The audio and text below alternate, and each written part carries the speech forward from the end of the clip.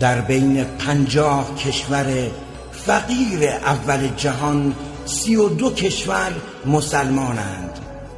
رؤسای دولت و حکومت در این 32 کشور در میان 500 ثروتمند اول جهان قرار دارند. سالهاست میگویند در آن بالا خدایی است و در نتیجه مردم در حالی که به بالا نظاره‌گرند از پایین اموالشان را میبرند.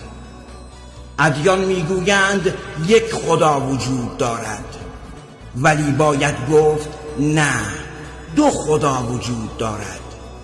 یک خدا همانی است که ما را آفرید و یک خدا همانی که ادیان آفرید. ما در مورد آن خدایی که ما را آفرید تقریباً